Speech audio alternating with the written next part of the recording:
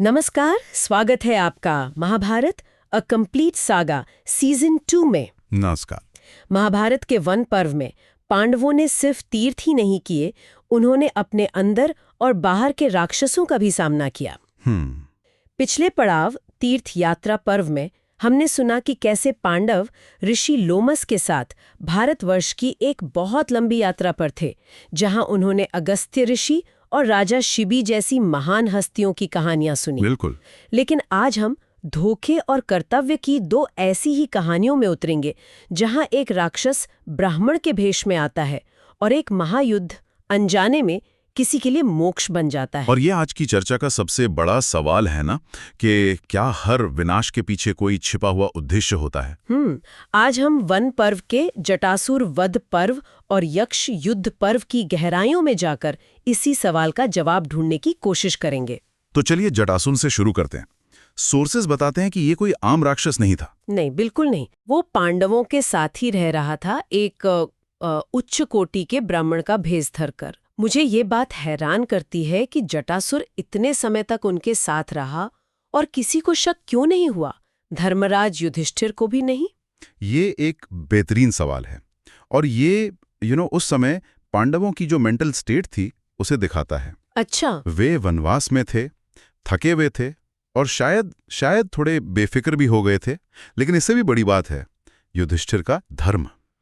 उनका स्वभाव। हाँ, उनका स्वभाव ही ऐसा था कि वो हर किसी पर, खासकर एक ब्राह्मण पर, बहुत आसानी से विश्वास कर लेते थे। उस युग में एक ब्राह्मण पर संदेह करना ही अपने आप में पाप माना जाता था। तो जटासुर की स्ट्रैटेजी सिर्फ भेष बदलना नहीं थी? नहीं, बिल्कुल नहीं। उसकी स्ट्रैटेजी थी पांडवों के धर्म और उनके विश्वास पर सीधा हमला करना। मतलब उसने उनकी सबसे बड़ी ताकत को ही उनकी कमजोरी बना दी। एग्जैक्टली। और सोर्सेस के मुताबिक उसका मकसद सिर्फ पांडवों को परेशान करना नहीं था, वो उनके दिव्य अस्त्र शस्त्र चुराना चाहता था और द्रौपदी का हरण करना चाहता था। बिल्कुल। वो दिव्य अस्त्र शस्त्र पांडवों के लिए एक तरह से लाइफ इंश्योरेंस की तरह थे। हाँ। वो सिर्फ हथियार नहीं थे, बल्कि देवताओं से मिले वरदान थे, जो भविष्य के किसी भी बड़े युद्ध में उनकी जीत तय कर सकते थे। तो उन्हें खोने का मतलब था सब कुछ खो देना, अपनी सारी उम्मीदें खो देना। जटासुर सिर्फ सही मौके का इंतजार कर रहा था, और वो मौका उसे तब मिला जब पांडवों के सबसे बड़े प्रोटेक्टर भीमसेन थोड़ी देर के लिए उनसे दूर गए। और मौका मिलते ही उसने अपना असली रूप दिखा दिया। हाँ। उसने युधिष्ठिर, द्रौपदी और माद्री के जुड़वां बेटों नकुल और सहदेव को एक झटके में उठा लिया और भागने लगा। सोचिए क्या माहौल रहा होगा। उस पल की अफरा तफरी को इमेजिन करना भी मुश्किल है। धर्मराज युधिष्ठिर, जो खुद इतने शक्तिशाली थे, वो भी उसके धोखे के सामने असहाय हो गए। यहीं पर युधिष्ठिर और भीम के कैरेक्टर का फर्क साफ दिखता है। युधिष्ठिर धर्म और विवेक से सोचते हैं, जबकि भीम की प्रतिक्रिया सीधी और प्राइमल होती है। जैसे ही भीम वापस लौटे और उन्होंने ये सब देखा, उनका तो खून खौला था। उनके लिए ये धर्म अधर्म का सवाल नहीं था। नहीं, ये उनके परिवार पर हुआ हमला था। जटासुर का सारा छल, सारी चालाकी, वो सब भीम की उस प्रचंड शक्ति के सामने धरी की धरी रह गई। दोनों के बीच एक भयानक लड़ाई हुई। भीम ने उस राक्षस को ऐसे दबोचा जैसे कोई शेर अपने शिकार को दबोचता है। सोर्सेज में लिखा है कि भीम ने बिना एक पल सोचे, बिना किसी दया के, एक ही झटके में उसका सिर धड़ से अलग कर दिया। उसका खून से सना हुआ सिर जमीन पर लुढ़क रहा था। एक धोखेबाज का अंत कह सकते हैं, ऐसा ही होना था। इस घटना ने पांडवों को एक बहुत बड़ा सबक सिखाया। क्या? कि वनवास सिर्फ तपस्या और तीर्थ यात्रा नहीं है। खतरा कहीं से भी आ सकता है, किसी भी रूप में, और कभी-कभी वो आपके सबसे भरोसेमंद रूप में छिपा होता है। बिल्कुल। ये सिर्फ एक राक्षस से लड़ाई नहीं थी, ये भरोसे के टूटने और फिर से सावधान हो जाने की कहानी भी है। जटासुर के धोखे ने पांडवों को बाहरी खतरों से तो सावधान कर दिया था, लेकिन उनकी अगली चुनौती वो अंदरूनी थी। वे अपनी यात्रा पर आगे बढ़े और गंधमादन पर्वत की ओर पहुंचे। ये नाम सुनने में बहुत सुंदर लगता है, पर यह जगह उतनी ही खतरनाक थी। हाँ, गंधमादन पर्वत कोई साधारण जगह नहीं थी। इसे देवताओं का क्रीड़ा उद्यान या प्लेजर गार्डन भी कहा जाता है, जहां हवा में हमेशा दिव्य फूलों की सुगंध फैली रहती है। अच्छा। लेकिन ये इलाका था धन के देवता कुबेर का। और कुबेर, जिन्हें वैश्रवण भी कहा जाता है। हाँ, क्योंकि वे ऋषि विश्रवा के पुत्र थे। बिल्कुल। तो वो अपने क्षेत्र को लेकर बहुत प्रोटेक्टिव थे।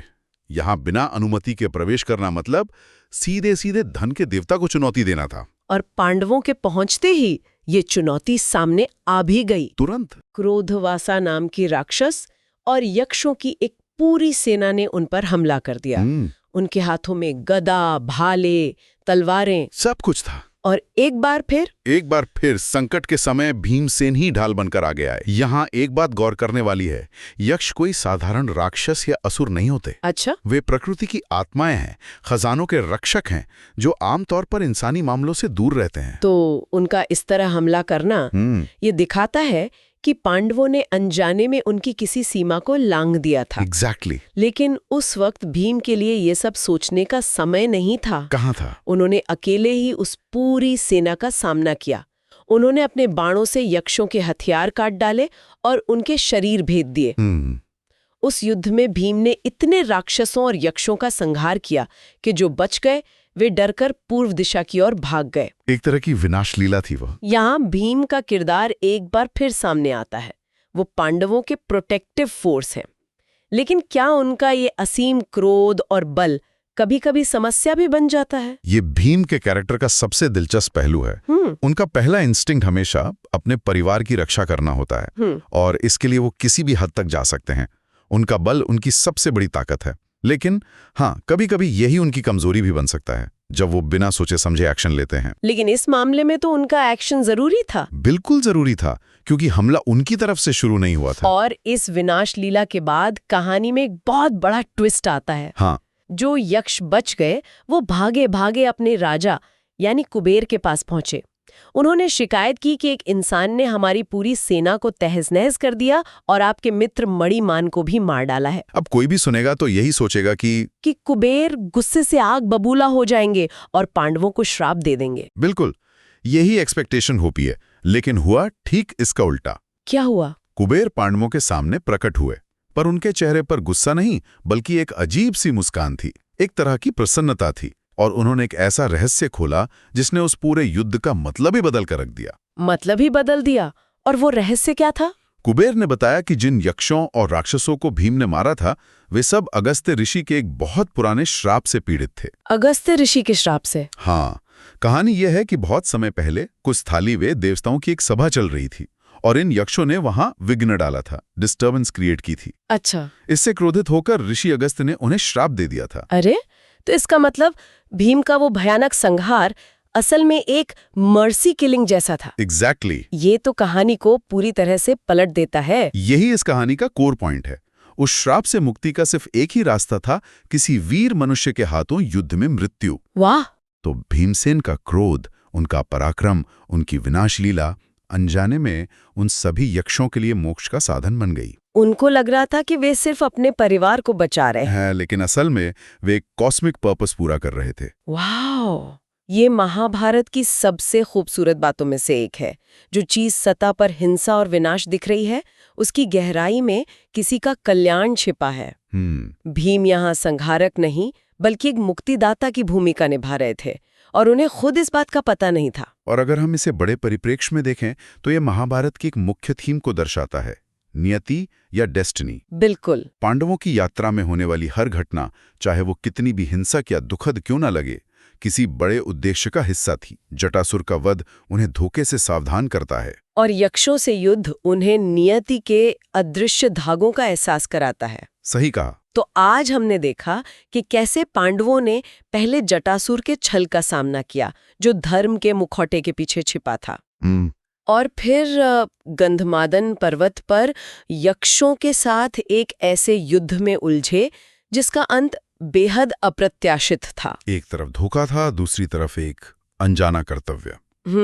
ये दोनों उपपर्व हमें यही सिखाते हैं कि जो जैसा दिखता है वैसा होता नहीं है। सही बात है। कभी-कभी विनाश में भी कल्याण छिपा होता है, और उद्धार का रास्ता हिंसा से होकर भी गुजर सकता है। पांडवों के संघर्ष सिर्फ उनके अपने लिए नहीं थे, वे अनजाने में दूसरों की मुक्ति का कारण भी बन रहे थे। ये सोचने पर मजबूर करता है कि क्या हमारे जीवन के संघर्ष भी किसी अनदेखे बड़े उद्देश्य को पूरा कर रहे हैं, जिसका हमें अभी पता नहीं है। बिल्कुल। अगली बार हम अर्जुन के एक अद्भुत पराक्रम की कहानी जानेंगे। अच्छा। जब अर्जुन देवराज इंद्र के बुलावे पर स्वर्ग में थे, तब उन्होंने निवातकवच नामक शक्तिशाली दानवों से युद्ध किया।